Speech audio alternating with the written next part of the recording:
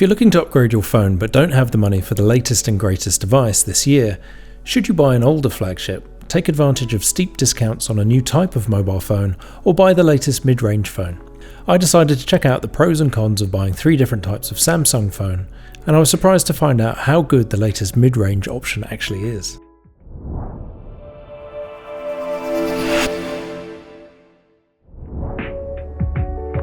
As a tech enthusiast, I've traditionally liked buying the latest flagship phone each year, but it's getting increasingly prohibitively expensive. For example, the Samsung S24 Ultra is currently retailing at $1,800 in Canada. It made me question whether it's really necessary. What do I use my phone for on an average day?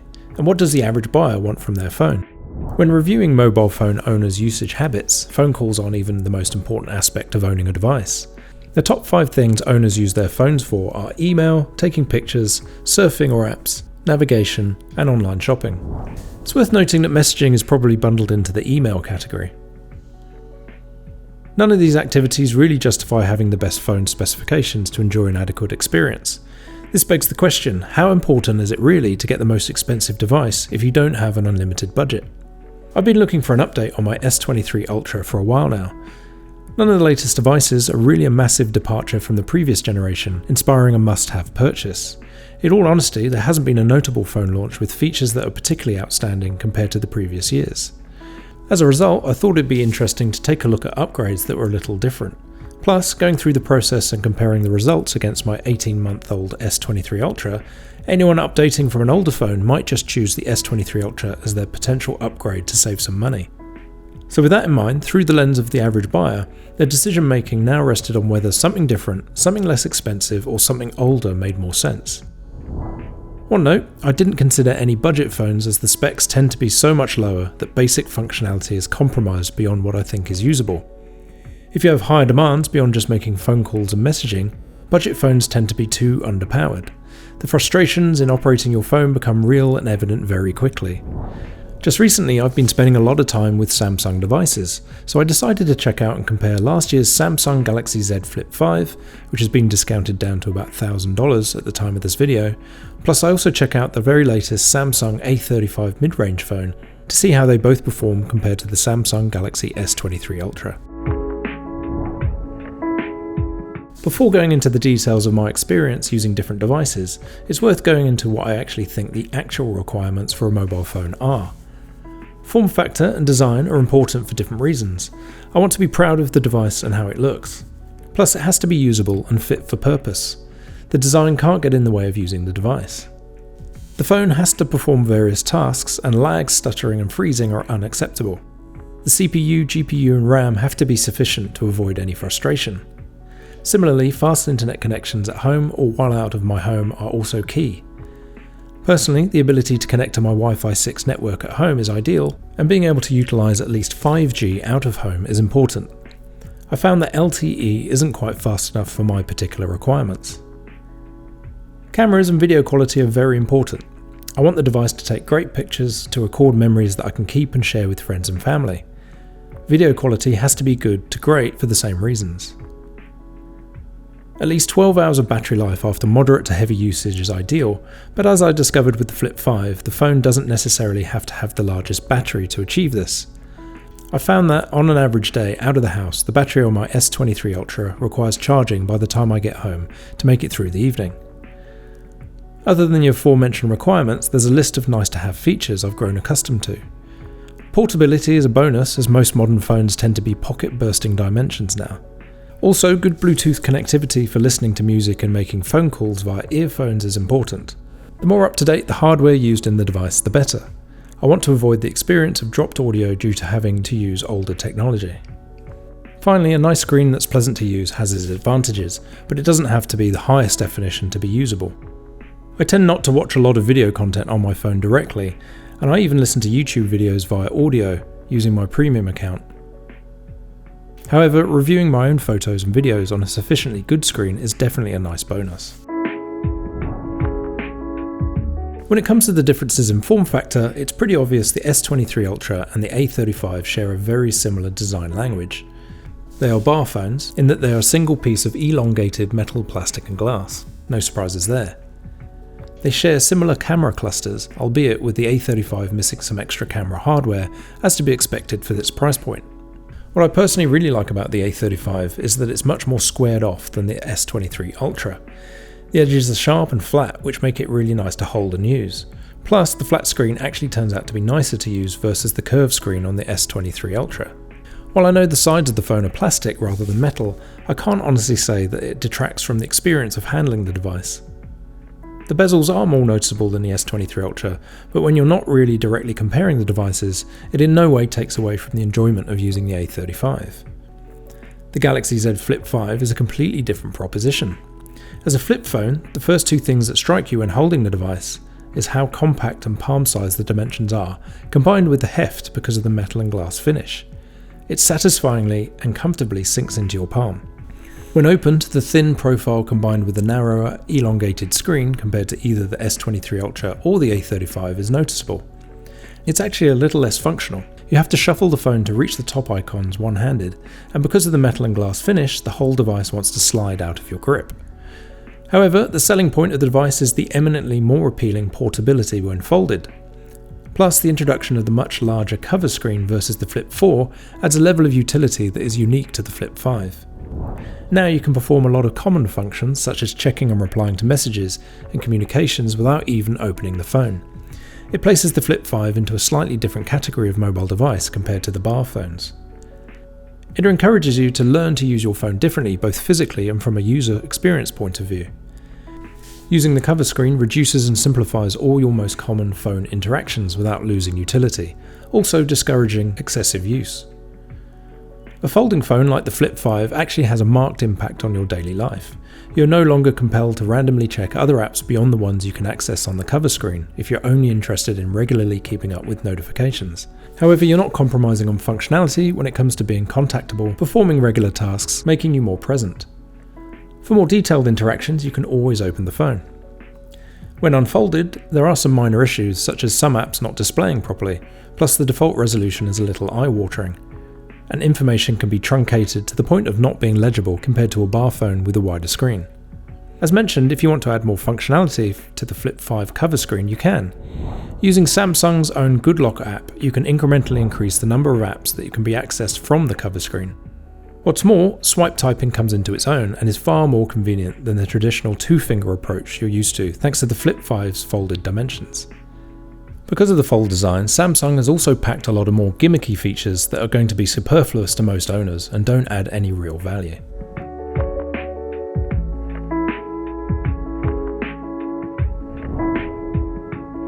When it comes to the cameras, all three devices are very similar in performance using the main camera and a 1x zoom. It's surprising how close the image quality is given the difference in cost for each device. If you're simply focused on snapping pictures and creating videos, even the A35 delivers the quality you will be happy with. You can shoot 200 megapixel images on the S23 Ultra, but realistically 50 megapixels is more than enough for everyday use. At that setting, the 50 megapixel camera on the A35 compares very favourably to the much lower 12 megapixels for the Flip 5 and matches the S23 Ultra performance. Even then, the 12 megapixel main camera on the Flip 5 is impressive when reviewing the results. Where the differences really start to get noticeable is the lack of telephoto camera on the A35 and Flip 5. I hadn't realised how much I relied on the optical zoom of my S23 Ultra to zoom in on distant subjects, and also simply reframe a composition without having to physically move closer. The A35 has a 2x optical zoom which alleviates the issue a little for portrait and medium to close shots. Unfortunately, trying to use the digital zoom on the Flip 5 to achieve the same results as the other two phones produces noticeably worse images. All three phones have an ultra-wide camera, but the A35 is only 8 megapixel compared to the 12 megapixel on the Flip 5 and the S23 Ultra. If you compare the images at full resolution, you'll notice the difference in quality. However, most of the time you're going to be sharing snaps on social media platforms or directly with other mobile phone users, which in turn will be viewed on small screens disguising the deficiencies. When it comes to the selfie camera, all the phones feature a nice wide f2.2 lens with slightly varying megapixel resolution, with the Flip 5 being the smallest. The performance for all the phones is more than sufficient for the average person's social media activities. Talking of selfies, thanks to the cover screen on the Flip 5, a novel feature is that you can keep the phone closed and take shots using the main cameras. I'm not one for taking a lot of selfies, but I can see owners who will enjoy the feature a lot. One of the main upgrades of the S23 Ultra over the S22 Ultra was the increase from 1.2 degrees of shake to 3 degrees of shake. All three devices do support Super Steady mode, which crops the image to use the additional sensor data and the CPU and GPU to add post-video stabilization. However, there's some quality degradation from this method, not least because you lose some of the field of view. If you're going to be capturing a lot of video while on the move, the S23 Ultra is the clear winner. All three phones can record in 4K, but the A35 can only manage 30 frames per second. It's nice to have the ability to record at 60 frames per second when reviewing past videos, and it somewhat future-proofs your memories, but the average owner probably isn't going to notice the difference. The S23 Ultra can shoot in 8K at 24 to 30 frames per second, which will only be of use to extreme enthusiasts and anyone with the resources to own a display that can handle that resolution. In terms of battery life, I'm a fairly heavy phone user, checking my S23 Ultra several times an hour, using it for taking photos and videos and using it for navigation in my car. I'll get around 15 hours out of my phone from fully charged to nearly empty. And this is after approximately 500 charge cycles, mostly using a superfast 2.0 charger up to 100% charge each time. Fast charging in any form tends to degrade the battery more quickly due to the higher heat generated. The A35 and the S23 Ultra actually have the same size battery. It's a little difficult to make a direct comparison as my A35 battery is still brand new. The newer the battery, the more efficient it is. My original expectation was that the A35 would feature even better performance until it reaches a similar level of use. However, after several days of charging from 100% to near empty, it equated to about 16 hours of similar usage as my S23 Ultra. I can only hope that will change over time as the phone learns my usage. The Flip 5 actually features a significantly smaller battery, which is understandable for its small form factor. I noticed that with the same amount of daily usage, I could actually drain the battery faster with about 12 hours of life before needing to be charged again. What was surprising was that because I was using the cover screen a lot for my casual notification checking and messaging, I assumed my power consumption would be much lower. In theory, using the smaller screen would use less energy, but I think the smaller energy consumption of the cover screen just balanced out the fact that the battery was smaller in the first place. Talking of fast charging, only the more expensive Flip 5 supports super fast charging, but sadly not super fast charging 2.0. For comparison, the S23 Ultra supports super fast charging 2.0 using a 45 watt brick and a 5 amp cable. I'm a huge proponent of super fast charging 2.0 if you're as demanding as myself. Also, while the Flip 5 does support wireless charging, for price reasons the A35 does not include wireless charging hardware, which again is understandable. As mentioned, a fast internet connection is important.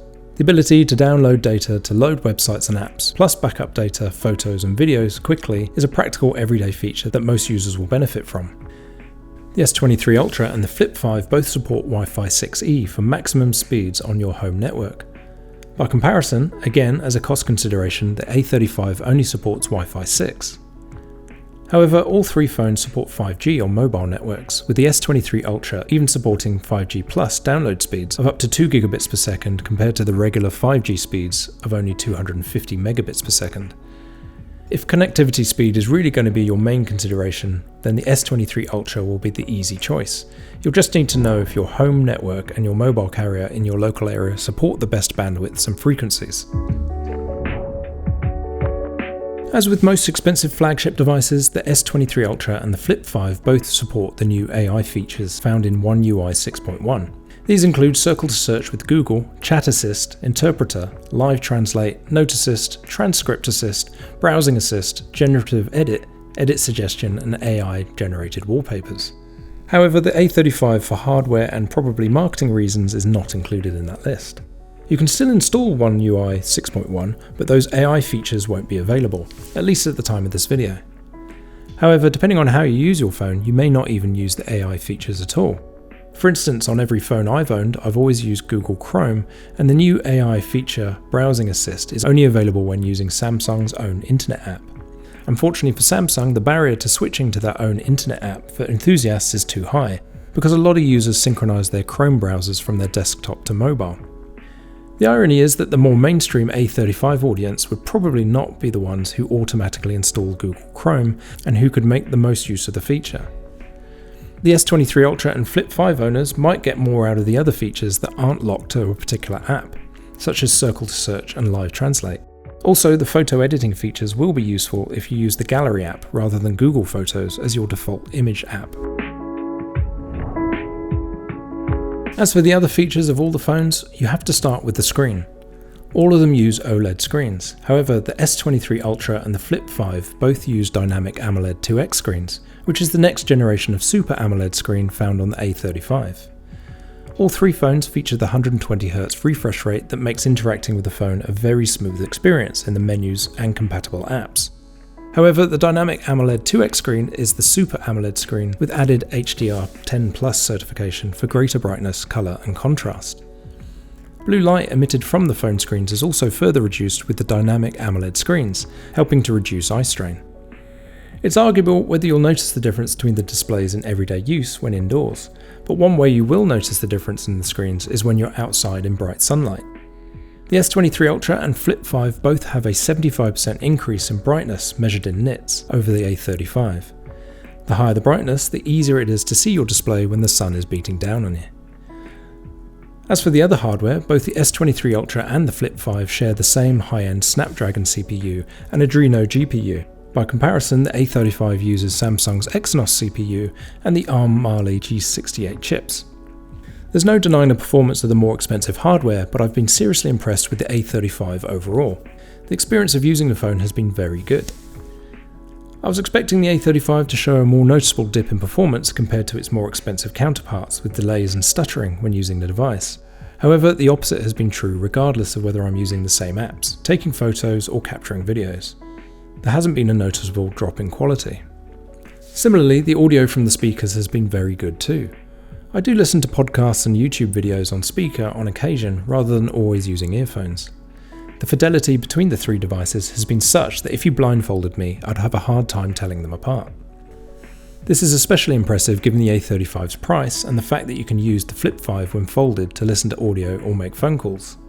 However, what I would say is that the drivers on the Flip 5 are not quite as well rounded and as good as the S23 Ultra and the A35 if you really challenge me to make a decision. Talking of the Flip 5, the fold screen only supports a few widgets natively, which is a shame. It'd be nice to have the option of a perfectly formatted Google Calendar instead of using the Samsung Calendar widget. Also, only Spotify has a dedicated widget for music playback. However, once launched and unfolded, you can control YouTube and YouTube Music via the cover screen. All is not lost if you do want to have more app options from the cover screen. Samsung has an app called Good Lock that will enable you to add access to apps from the cover screen without having to open the phone. This actually increases the utility of using the Flip 5 closed more than if you simply use it out of the box. With Good Lock, you can text, email and perform other tasks without having to open the device. The slight drawback is the apps are not optimized for the cover screen, so the user experience and interface suffers a little. Viewing areas and functions can sometimes be truncated and only usable with some fine finger control. One thing I did like a lot about using the Flip 5 is for paying for goods and services via the NFC tap function. If you add your most common payment methods to the Samsung Wallet app, you can simply swipe up from the cover screen to launch directly into the payment interface. There's something fun and futuristic about using your palm-sized device to pay while you're shopping or eating out that is difficult to articulate. Unfortunately, you can't swap in Google Wallet to use the swipe gesture from the lock screen. Another missed opportunity would have been the ability to use Google Assistant without having to open the Flip 5. However, I did have a lot of fun using ChatGPT hands-free instead after using Good Lock to add it to the available cover screen apps. The final note I had about the phones was that if you're the type of owner who uses a lot of internal storage, unfortunately the S23 Ultra and the Flip 5 don't have microSD card slots. But in a twist, the cheaper A35 does support adding up to 1TB via a microSD card. When it comes to my final thoughts on the three devices and how you should spend your money, the options are fairly well delineated. However, it's worth noting that in all other areas, owners will be satisfied with pretty much any choice. The S23 Ultra is the phone to go for if photography and videography is the most important feature to you. The telephoto camera and the hardware video stabilization is simply the best out of the three. Being able to compose a photo with the optical zoom and capture steady video footage requires the additional hardware the other phones can't match. While the resulting images and footage are arguably better than the other two phones, it's not such a big delta in performance that you'd be disappointed with the Flip 5 or the A35. The Flip 5 is the phone to choose if you're looking for something different but don't intend to use your phone very heavily. Its unique compact form factor and the cover screen give you the opportunity to own a device that will appeal to more minimalist users. If you're looking for a less obtrusive mobile device for your life, then the Flip 5 is the phone for you. The performance of the device in all other areas is as good as the S23 Ultra, except the cameras and the battery life. It's fast and seamless thanks to the same CPU and GPU, but you won't be able to get through a full day if you intend to use it a lot. Even though the main screen is foldable, it's still a high-resolution dynamic AMOLED 2X screen with a high refresh rate. It isn't quite as nice to use as the wider, less elongated S23 Ultra or A35, but it's not such an issue as to be very noticeable. The A35 has a lot of the key features available of the other two phones, but for a lot less money. It features a great Super AMOLED display, good sized battery and above average camera performance. Plus, still has fast connectivity via Wi-Fi 6 and 5G networks. My opinion is the A35 features such good performance for a mid-range phone, you don't really need to buy a more expensive bar phone. For the price, brand new and with the current discount from Samsung, it definitely overperforms. Thank you for watching, and as always, it would be great if you were to like this video and subscribe to my channel for more content on personal technology and the connected home.